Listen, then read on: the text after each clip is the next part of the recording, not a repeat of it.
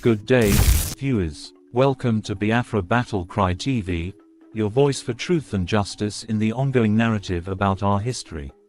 Today, we will be reflecting on the Nigerian Civil War, a topic deeply tied to the experiences of our people and the lessons we must never forget.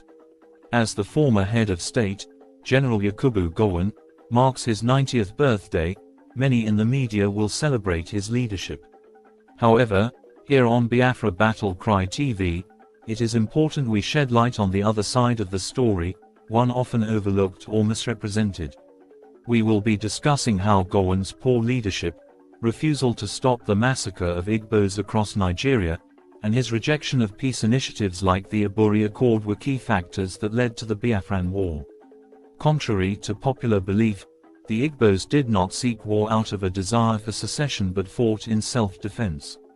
We will set the record straight by revisiting these historical facts and presenting an alternative view of Gowon's legacy that many would prefer to ignore. So, sit tight, as we unpack the real story behind the Nigerian Civil War, challenging the myths around General Gowon's leadership, and ensuring that the truth is never forgotten. Our presentation title is, The Nigerian Civil War, Misconceptions and Gowon's Role in its Outbreak.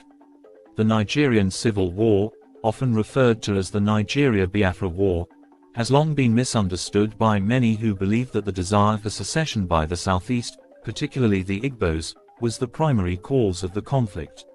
However, this perspective overlooks the critical role played by the poor leadership of General Yakubu Gowon, who was Nigeria's head of state at the time.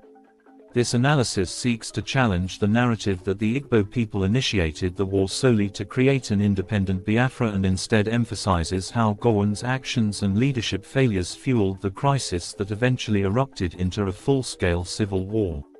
Gowon's leadership failures. At the heart of the issue was General Gowon's weak and indecisive leadership, which many argue was characterized by a combination of youthful inexperience, immaturity, and a deep-rooted colonial mentality. Gowon, who took control of Nigeria in a military coup in 1966, was faced with the immense task of holding the country together amidst growing ethnic tensions. However, his inability to effectively manage these tensions, especially regarding the escalating violence against the Igbo people, was a major contributing factor to the war. One of the most glaring examples of Gowon's leadership failures was his refusal or neglect to stop the widespread killings of Igbos and their look-alikes across Nigeria, particularly in the north. These brutal attacks, carried out by both civilians and members of the Nigerian armed forces, were largely unchecked by the government. As the killings continued, many Igbos fled to the eastern region, seeking safety from the violence. Gowon's failure to take decisive action to protect the lives of these citizens led to growing resentment and mistrust between the eastern region and the central government. Lack of support for displaced Igbos. Gowon also refused to provide financial assistance to the eastern region government to support the displaced and injured Igbos who had returned to their homeland. This lack of support exacerbated the humanitarian crisis in the east, where thousands of people were left without adequate shelter, food, or medical care. Rather than addressing the plight of the displaced, Gowon seemed more focused on consolidating his power and maintaining control over the country, further alienating the eastern region. The rejection of the Aburi Accord.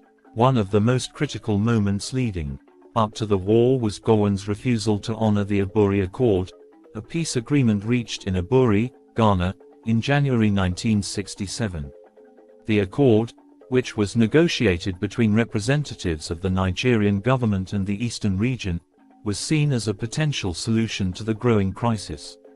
It called for a decentralized government structure that would grant more autonomy to the regions while still maintaining the unity of the country. However, upon returning to Nigeria, Gowon inexplicably rejected the agreement, choosing instead to maintain a more centralized form of governance.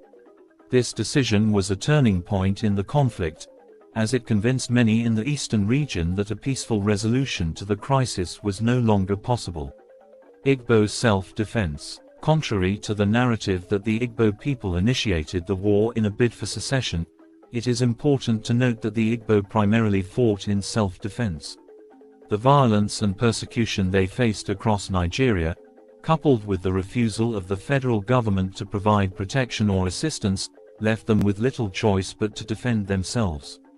The declaration of the Republic of Biafra in May 1967 by Colonel Odumegwu Ojukwu, the military governor of the eastern region, was not a decision made in haste but rather a response to the systematic violence and neglect that the Igbo people had endured for months. Gowon's subsequent military actions against Biafra were framed as efforts to preserve Nigeria's unity, but his rejection of peaceful resolutions like the Aburi Accord suggests that he was more concerned with maintaining power than with finding a genuine solution to the country's ethnic divisions. The war, which lasted from 1967 to 1970, resulted in the deaths of over 1 million people, many of whom were civilians, and left lasting scars on Nigeria's national identity. Number 1. The role of starvation as a weapon of war. One of the most tragic and well-documented aspects of the Biafran War was the use of starvation as a deliberate strategy by the Nigerian government. Under Gowon's leadership, the federal forces enforced a blockade on Biafra, cutting off food, medical supplies, and other vital resources to millions of civilians. This inhumane tactic resulted in widespread famine, with images of malnourished children becoming a symbol of the Biafran struggle. The Red Cross and other humanitarian organizations were obstructed from providing adequate relief, leading to the death of over 1 million civilians, mostly children, due to hunger and disease. This aspect of the war is critical because it illustrates the genocidal nature of the Nigerian government's actions under Gowon, targeting civilians in an attempt to crush the will of the Biafran people. Number 2. The role of international involvement. Gowon's actions during the war were bolstered by international powers that provided military and logistical support to the Nigerian government. The United Kingdom, the former colonial power, supplied arms and equipment to the Nigerian forces, while turning a blind eye to the atrocities being committed. The moral failure of these international actors, combined with Gowon's refusal to engage in meaningful dialogue to stop the bloodshed, intensified the suffering of the Biafrans. Highlighting the complicity of external powers provides a broader context for understanding why the war dragged on for as long as it did, and how Gowon's leadership benefited from this global indifference. Number 3. The Asaba Massacre. Another major atrocity during the war was the Asaba Massacre of October 1967, in which federal troops executed hundreds of Igbo men and boys in Asaba, a town on the western bank of the Niger River. The Nigerian army accused the townspeople of supporting Biafran forces, and in a brutal reprisal, gathered male residents together and summarily executed them. Women and children were also subjected to violence and abuse. The Asaba massacre stands as one of the most heinous acts of violence during the war, showing the extent to which Gowon's forces would go to suppress any perceived opposition.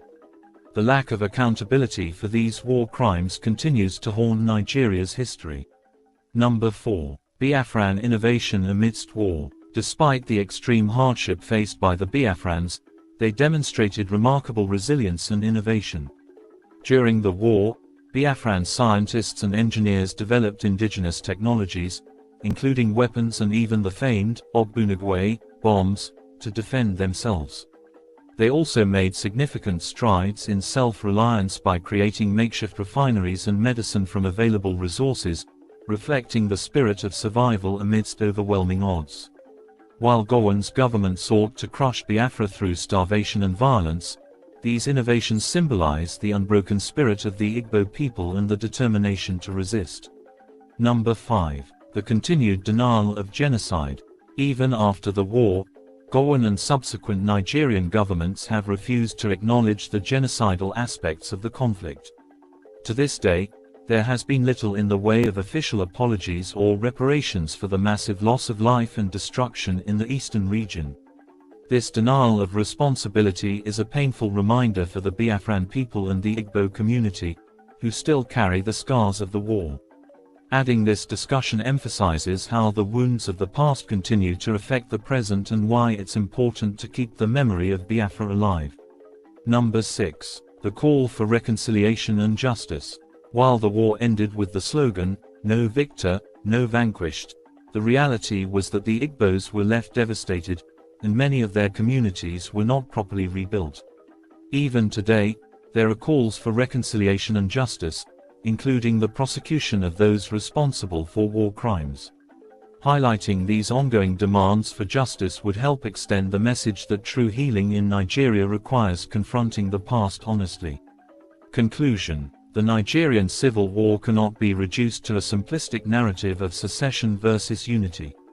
The role of General Gowon's poor leadership, marked by a lack of decisive action to stop the killings of Igbos, the refusal to provide humanitarian support, and the rejection of the Aburi Accord, played a significant role in the escalation of the conflict.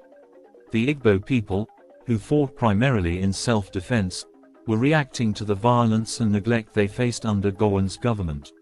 While the war ended in the defeat of Biafra and the reintegration of the eastern region into Nigeria, the underlying issues of ethnic division and poor leadership continue to shape the country's political landscape.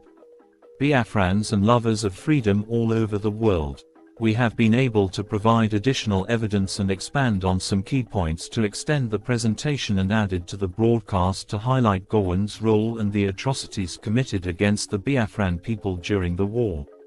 Thank you for staying with us as we explored this important chapter in our history. The Nigerian Civil War remains a painful memory, but it's also a powerful reminder of our resilience and the necessity of standing up for justice. As we close today's broadcast, remember that Biafra Battle Cry TV is committed to bringing you the truth, no matter how hard it may be to hear. We look forward to your continued support as we keep the voice of truth alive.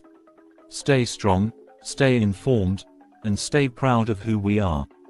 This is Biafra Battle Cry TV, signing off. God bless, and see you next time. The war aim of Biafra is purely to prevent ourselves being slaughtered, nothing more. We haven't got the sophisticated war aim of Nigeria to conquer, to overrun, to do something or the other.